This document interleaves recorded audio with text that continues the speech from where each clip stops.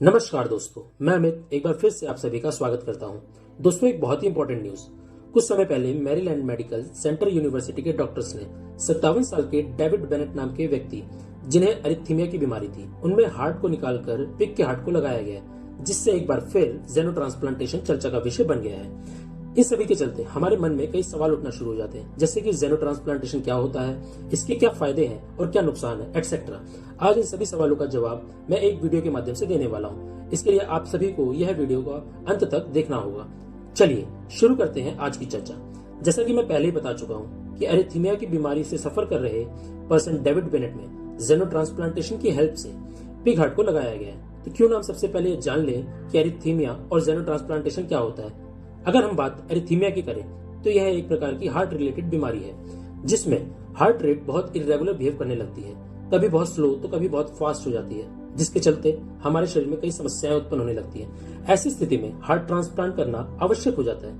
यही कारण है कि डेविड बेनेट में भी हार्ट ट्रांसप्लांटेशन करना इंपॉर्टेंट हो गया और उनमें एक पिग के हार्ट को लगाया गया। इसी को जेनो ट्रांसप्लांटेशन कहा गया। बात जेनो ट्रांसप्लांटेशन की करें तो इसका सरल सा मतलब यह है कि क्रॉस स्पीशीज या कहें कि मानव के अलावा किसी स्पीशीज के ऑर्गन, टिश्यू या सेल का यूज मानव में ट्रांसप्लांटेशन के लिए किए जाने से है। जैसे डेविड बेनेट के केस में आपने देखा भी, जहां उनमें एक पिग के हार्ट को ट्रांसप्लांट किया गया। तो अब बात जेनो ट्रांसप्लांटेशन के महत्व की कर ली जाए। महत्व की चर्चा करना इसलिए भी इम्पोर्टेंट हो जाता है क्योंकि हम जानते हैं जब ऑर्गन डिसफंक्शन या कहें कि अनियमित रूप से कार्य करने लगते हैं तो इनका ट्रांसप्लांटेशन करना आवश्यक हो जाता है। आज होता भी है कि एक ह्यूमन से ही ऑर्गन को लेकर किसी दूसरे ह्यूमन में ट्रांसप्लांट कर दिया जाता है। तो यह सवाल उठना लाजमी है कि जब आज ह्यूमन टू ह्यूमन ट्रांसप्लांटेशन की व्यवस्था मौजूद है तो क्या जरूरत आन पड़ी कि जानवरों के ऑर्गन को ह्यूमन में ट्रांसप्लांट करने के प्रयास किए जा रहे हैं। तो बहुत ध्यान से सुनिए। कई रिसर्च हमें यह बताती है कि आज के समय ऑर्गन की डिमांड जितनी बढ़ गई है उतने डोनर निकलकर सामने नहीं आ पा रहे हैं, जिससे एक बड़ा वर्ग इलाज से दूर रह जाता है और इसके जेनो ट्रांसप्लांटेशन का महत्व अपने आप में ही बढ़ जाता है।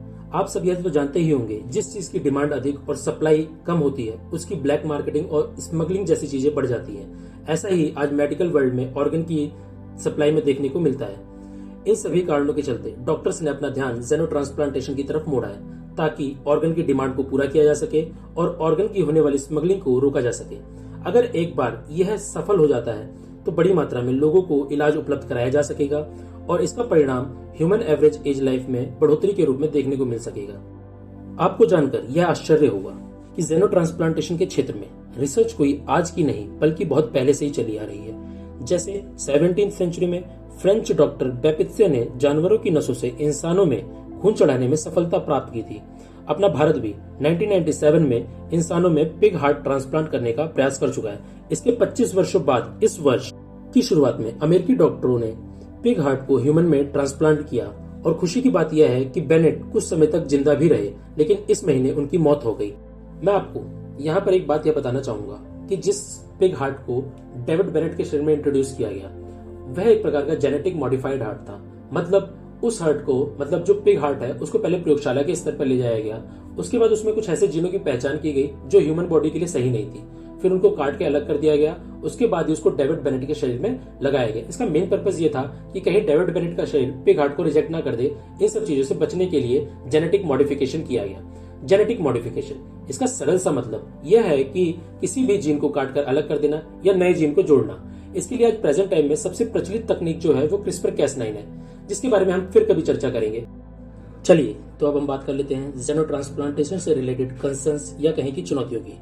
तो सबसे पहली समस्या रिजेक्शन की है, जहां हम ये देखते हैं कि ह्यूमन टू ह्यूमन ट्रांसप्लांटेशन में भी एक बॉडी दूसरी बॉडी से लिए गए ऑर्गन को रिजेक्ट कर देती है। तो जेनो ट्रांसप्लांटेशन में तो बात एक एनिमल से ह्यूमन में ऑर्गन ट्रांसप्लांट की है, जहां पर रिजेक्शन अपने आप में ही एक चुनौती है। दूसरी सबसे बड़ी समस्या जूनोटिक डिसीजेस की है, जिसका सीधा सा मतलब एनिमल से ह्यूमन में ट्रांसफर होने वाली डिसीजेस से है, जैसा कि आपने कोविड-19 में देखा भी। और जेनो ट्रांसप्लांटेशन में भी एक ही है, बहुत बड़ी चुनौती के रूप में मौजूद है। इसी के साथ ही आज की चर्चा यहीं समाप्त करते हैं और मैं यह आशा करता हूं कि आपको इस वीडियो के माध्यम से आपके सभी सवालों का जवाब मिल गए होंगे। अगर आपको यह वीडियो अच्छी लगी हो तो लाइक, कमेंट और शेयर करना ना भूलें। साथ ही चैनल को सब्सक्राइब कर बेल आइकन को जरूर दबाएं, जिससे आने वाली वीडियो के नोटिफिकेशन आप तक जल्द से जल्द पहुंच सके। धन्यवाद।